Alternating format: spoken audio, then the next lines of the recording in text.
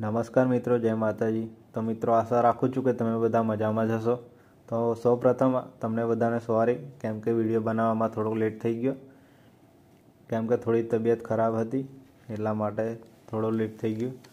તો મિત્રો, ચાલો આપણે આજનો નવો વિડીયો શરૂ કરીએ ટાઈમ બગાડ્યા વગર। તો મિત્રો, આજે આપણે જોવાનું છે ધોરણ 7નું ત્રીજું ચેપ્ટર।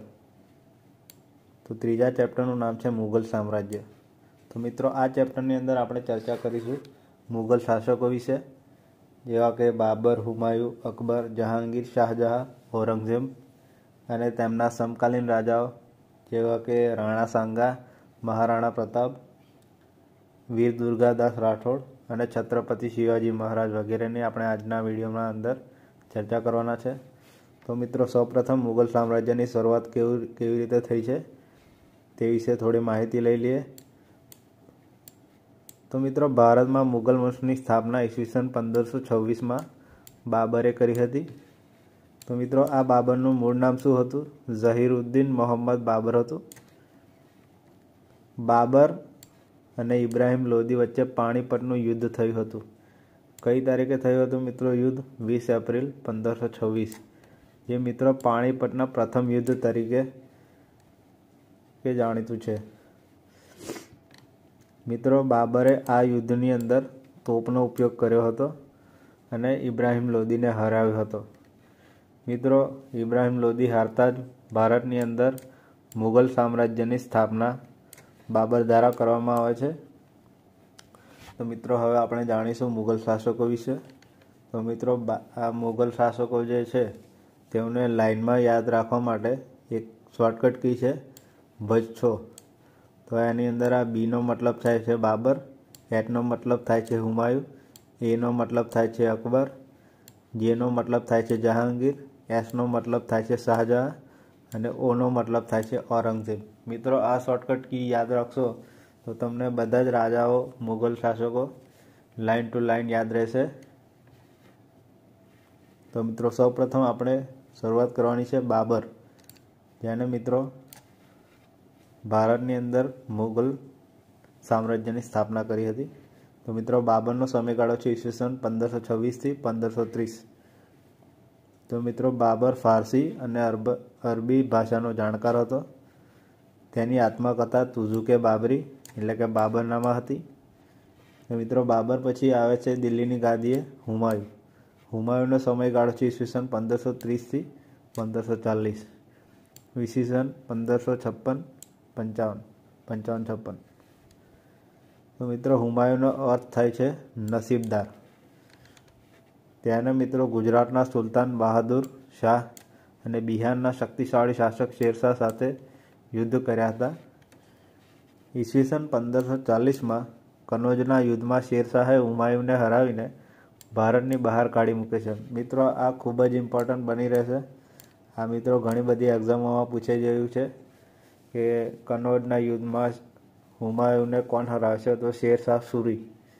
તો મિત્રો, શેરશાહ સૂરી હુમાયુને એવી રીતે હરાવે છે કે જે યુદ્ધની અંદર હુમાયુ ડરીને મિત્રો ઈરાન ચાલ્યો જાય છે અને ઈરાન જઈને ત્યાંના શેરશાહની મદદથી ઈસવીસન 1545માં તેને કાબુલ અને કંદહાર જીતી લીધા છે। તેમજ ઈસવીસન 1555માં ભારતમાં પુનઃ સત્તાની સ્થાપના કરે છે। મિત્રો, તેણે દિલ્હી પાસે દીનપનાહ નામનું નગર વસાવ્યું હતું। મિત્રો, આ ખૂબ જ ઇમ્પોર્ટન્ટ માહિતી બની રહેશે કે તેનું મૃત્યુ કેવી રીતે થયું હતું। તેનું મૃત્યુ વાંચનાલયમાંથી ઝડપથી પગથિયાં ઉતરતા પડી જવાથી તેનું અવસાન થાય છે। તો મિત્રો, હુમાયુનું મૃત્યુ કેવી રીતે થાય છે? તો વાંચનાલય એટલે કે લાઇબ્રેરીમાંથી ઝડપથી પગથિયાં ઉતરતા પડી જવાથી તેનું મૃત્યુ થાય છે। તો મિત્રો, આ સવાલ ઘણી બધી વાર પૂછાઈ ગયેલો છે।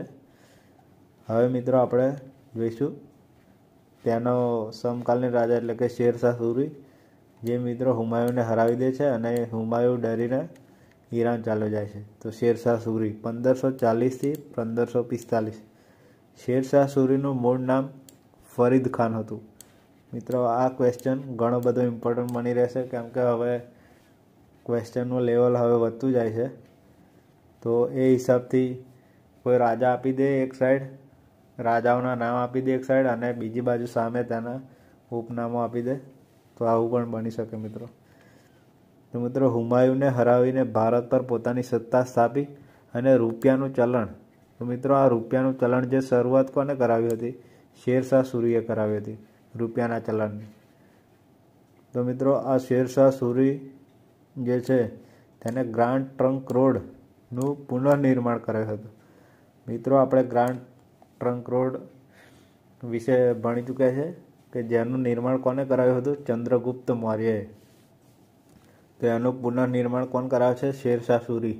અને હજુ આગળ આવશે અંગ્રેજ શાસક, ત્યારે આપણે જોઈ લઈશું. તો મિત્રો શેરશાહ ઈસવીસન 1545માં તોપનું નિરીક્ષણ કરતા હતા ત્યારે અકસ્માત થવાથી મૃત્યુ પામ્યા. તો મિત્રો જે હુમાયુ જે છે એ લાઇબ્રેરીમાંથી ઝડપથી પગથિયા ઉતરતા મૃત્યુ પામે છે અને જે શેરશાહ સૂરી છે એ તોપનું નિરીક્ષણ કરતાં મૃત્યુ પામે છે.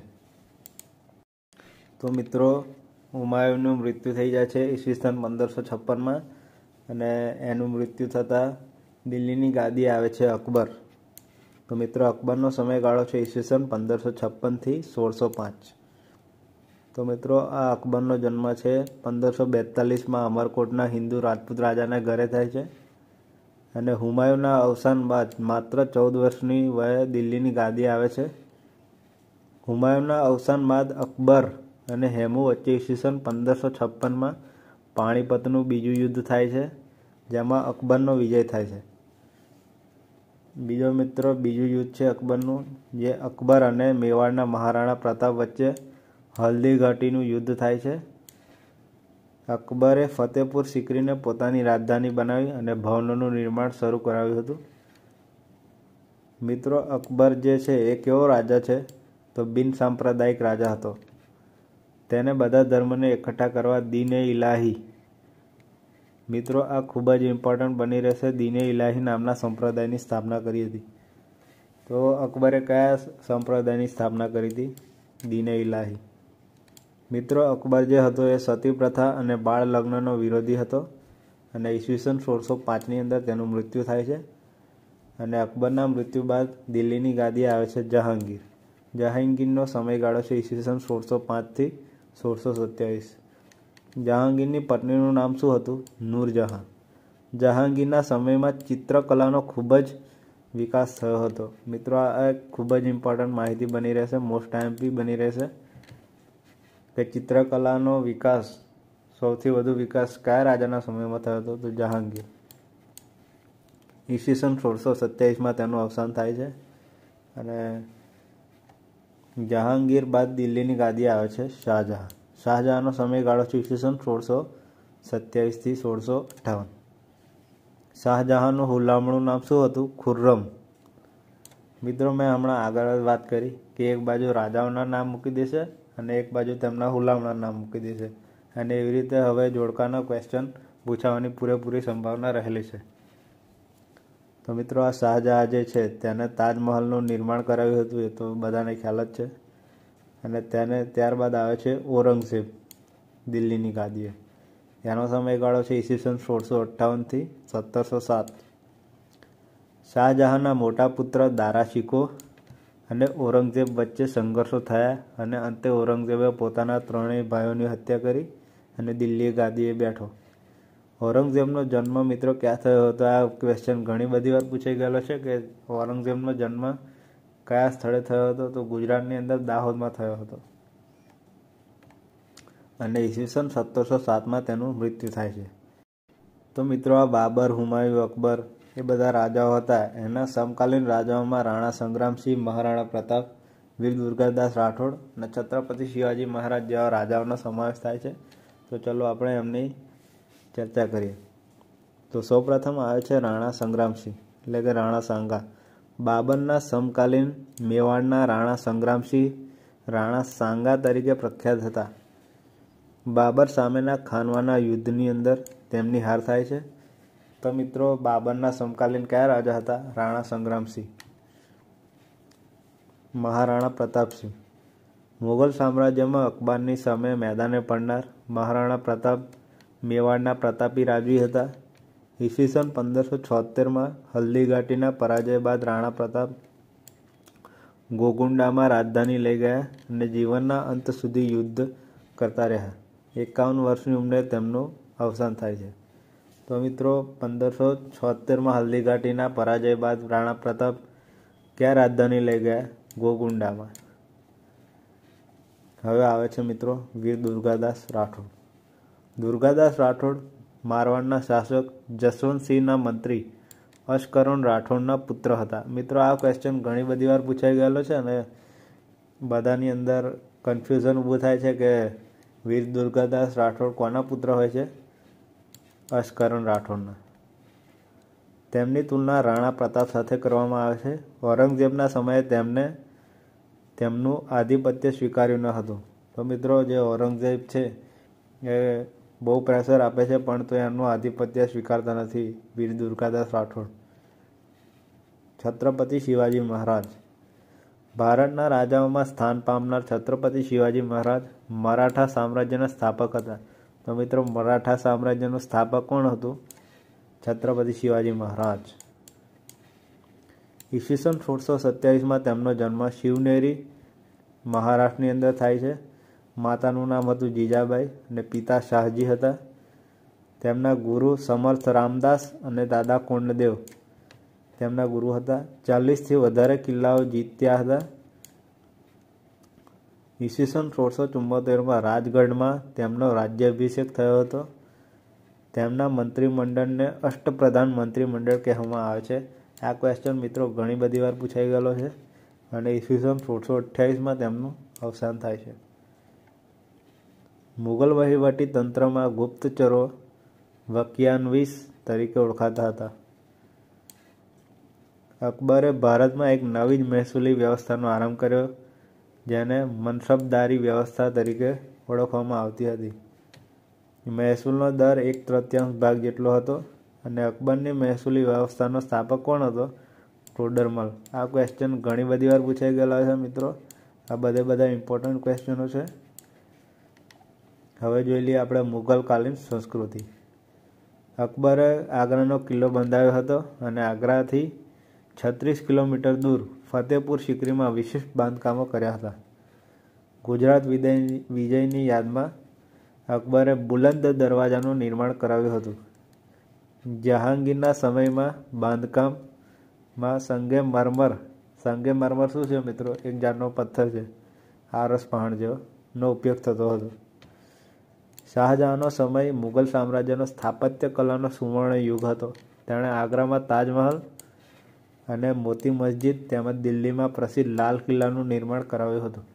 મિત્રો શાહજહાંનો જે સમયગાળો હતો એ સ્થાપત્ય કલાનો સુવર્ણ યુગ માનવામાં આવે છે કેમ કે તેણે તાજમહલ, મોતી મસ્જિદ અને લાલ કિલ્લાનું નિર્માણ કરાવ્યું હતું.